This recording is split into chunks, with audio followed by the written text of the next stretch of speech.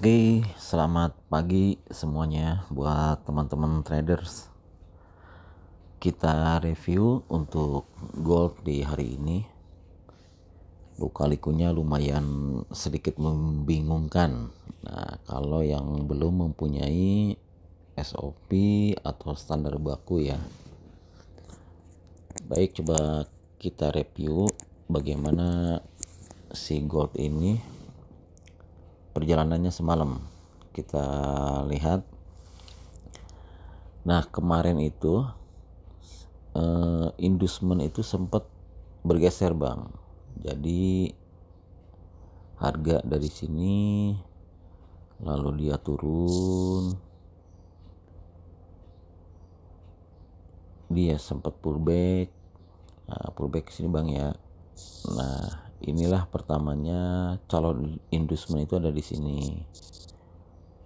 Kemudian dia turun. Nah, ini hati-hati. Ini bukan inducement, melainkan ini inside bar karena dia berada di dalam candle bearish yang ini. Nah, ini Bang ya. Ini hati-hati seperti ini. Jadi melihat calon inducement itu atau pullback, kita lihat dari candle to candlenya aja, Bang. Jadi per candlenya kita lihat. Kemudian harga lanjut. Ini bukan pullback ya, dia lanjut turun. Nah, di sini sempat, bentar saya lihat dulu supaya lebih clear. Nah, ini emang sedikit nyaris nggak kelihatan nih, Bang, di sini. Nah, dia turun, lalu dia di sini ada terjadi membreak high candle yang kecil ini. Nah, jadi calon inducement kemarin sempat di sini. Nah, tetapi dia turun lagi, tidak mampu membreak si low-nya ini, Bang. Malah dia naik terus. Nah, kejadiannya gini. Baru semalam harga mampu membreak inducement ini akhirnya nih, calon inducement yang pertama, Bang. Nah, artinya untuk saat ini sudah terjadi low yang valid. Jadi kita punya trading range.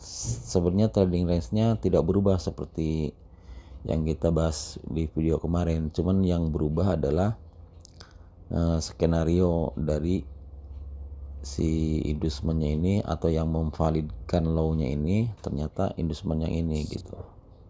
Nah, ini untuk high-nya di sini. Oke. Nah, semalam harga sempat kalau yang OP di sini nih di area ekstrim ini di atas. Nah, ini ya. Ini kan area ekstrim ini di atas ini nih, di ujung-ujung ini aja, Bang nih. Mapping areanya untuk area sell. Karena kan no inducement, no setup. Nah, kita seperti itu SOP-nya. Jadi semalam setelah di break ini nih, si inducement ini di break. Nah, ini harga sempat bereaksi.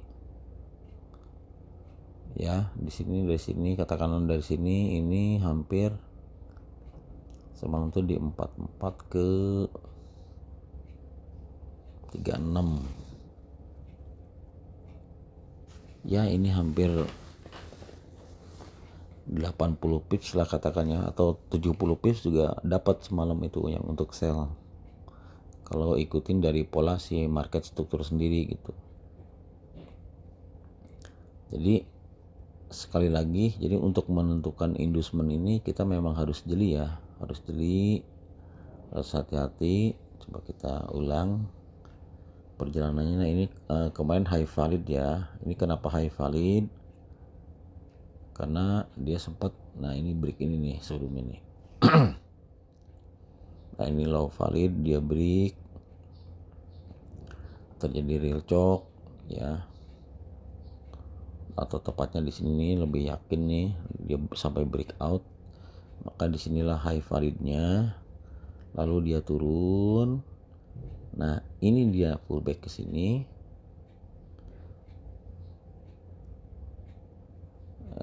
Disinilah tempo hari calon inducement-nya. dia turun lagi, lalu naik lagi. Nah, pindah di sini calon inducement kita, lalu dia turun. Nah, sebetulnya sampai sini kalau dia langsung naik ke sini, nah inilah jadilah harusnya di sini low validnya gitu, karena mampu memberi inducement ini, tetapi harga malah dia turun lagi. Nah, di sini terjadi kenaikan, tapi ini yang disebut dengan inside bar, karena si candle ini yang biru ini dia berada di antara high dan low candle yang ini.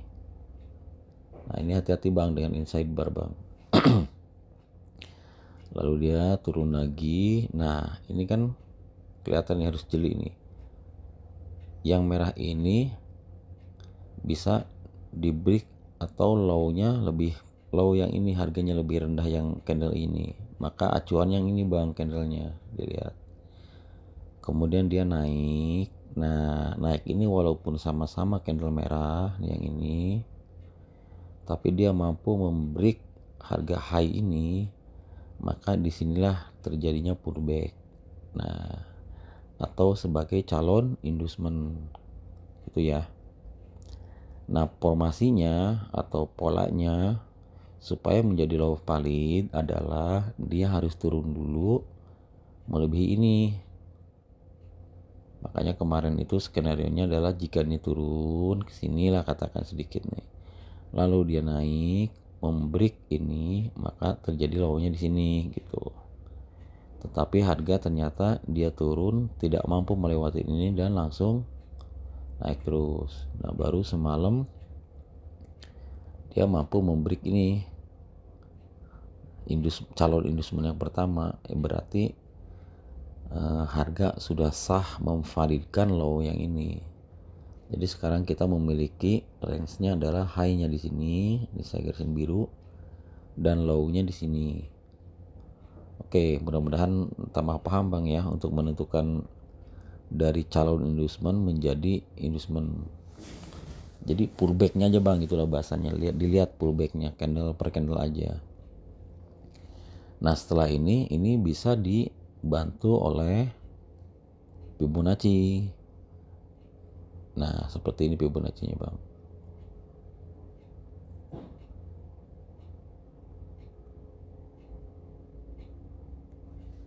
Nah, kita punya range-nya di atas di sini di 2047. Lalu kita punya low-nya di 2015. Nah, di sini. Nah, ini udah area ideal untuk melakukan entry sell. Ini udah di area 0,75 bang di FR-nya.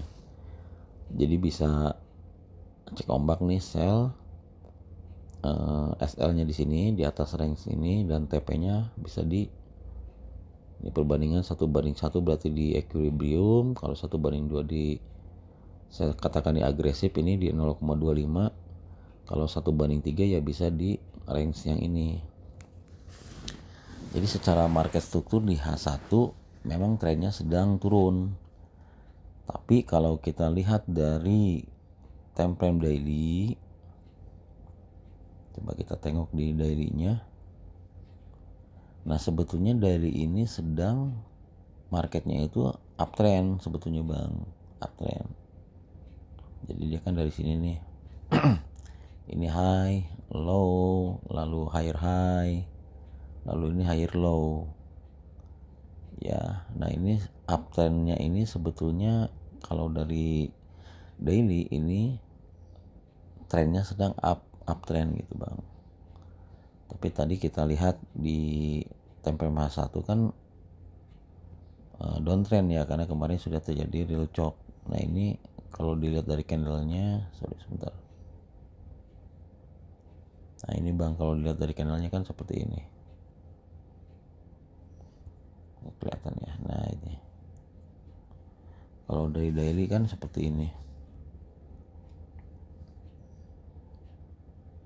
Nah. Oke, nah ini dari daily harga sudah kapan hari ini mampu membuat bullish engulfing, tapi di sini dibales lagi bearish engulfing. Nah, ini harga sekarang naik, bisa dikatakan ini retrace lah ya, retrace dari bearish engulfing ini. Tapi indikasinya sih kalau mampu membreak ini di 47 ini kemungkinan harga ya udah lanjut meneruskan trennya untuk up gitu.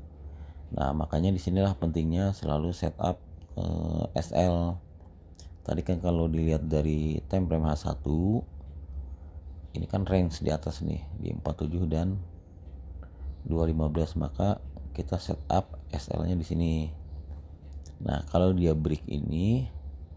breakout ya di H1, itulah terjadi real chok lagi. Dia trennya berubah dari bearish atau downtrend ke uptrend. Artinya selaras dengan TF daily-nya gitu, Bang. Nah, buat teman-teman hal ini jangan membuat bingung ya. Maksudnya terus time frame mana yang mau diikutin kan gitu pertanyaannya. Jadi kita ikutin di mana aja kita trading. Kalau di time frame H1 kan memang marketnya sedang downtrend, ya sudah ikutin aja. Kalau follow the trend artinya kita hanya mencari setup sell. Cuman kalau dikolaborasi atau dimatchingkan dengan time frame di atasnya di daily, artinya ini time frame-nya sedang uptrend di daily. Kenapa di H1 downtrend? Yaitu retrace-nya D1 gitu loh. Karena kan selalu ada retrace, dia turun naik. Nah, ini turun lagi, artinya ya itulah yang kita ambil di time frame H1. Begitu, Bang ya. Jadi sekali lagi nggak usah bingung, semua time frame itu mempunyai pola market struktur masing-masing. Nah, kita ikutin aja gitu. Nah, kalaupun dia ternyata nanti harga naik, maka di H1 itu udah terjadi real chok lagi, perubahan tren dari bearish ke bullish. Nah, berarti selaras dengan di time frame D1-nya. Nah, sebetulnya ini probability-nya lebih besar seperti itu.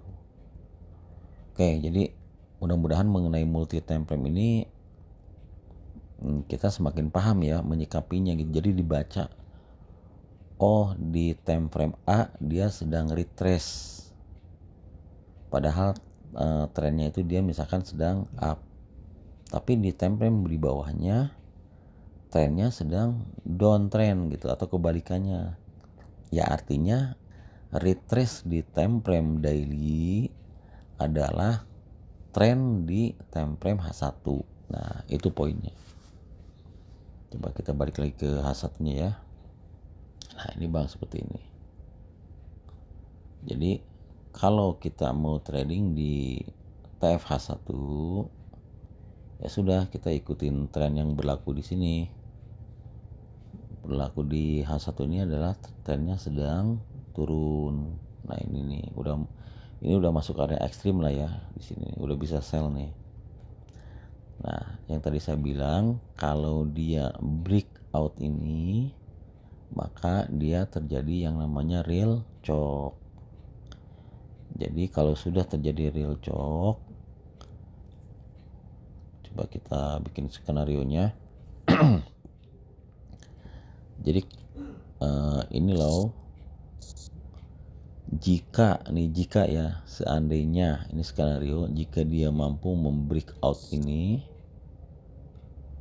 nah inilah yang disebut bukan boss tapi real chok. Nah, ini skenario nya nih, maka trennya berubah menjadi uptrend. Lalu tugasnya apa selanjutnya setelah ini? Kita mencari yang namanya high valid. Nah, ini dicari nanti di mana nih? Ditunggu konfirmasinya. Terjadinya setelah terbentuk pola ini, Bang. Nah, ini katakan pullback nih, calon inducement. Lalu misalkan dia turun, set. Nah, ini kan inducementnya sudah terbreak ya. Maka inilah menjadi high valid. Artinya kita memiliki nanti range-nya di sini. Nah, rank sama ini. Nah, lalu ditandain lah ininya, area apa untuk buy-nya. Misalkan di sini bisa ditarik Fibonacci juga. Dicarilah di sini nih, ada OBIM kah, imbalance kah, order block kah. Nah itu. Nah, mungkin di sini gitu ya. Ini untuk area entry buy itu setelah break inducement ini dicari di sini, Bang. Nah itu untuk area buy area. Oke, saya rasa cukup untuk penjelasan hari ini mengenai, tetap video saya tentang market struktur terus, Bang, karena kita untuk jadi acuan trading kita ya. Oke, terima kasih. Assalamualaikum warahmatullahi wabarakatuh.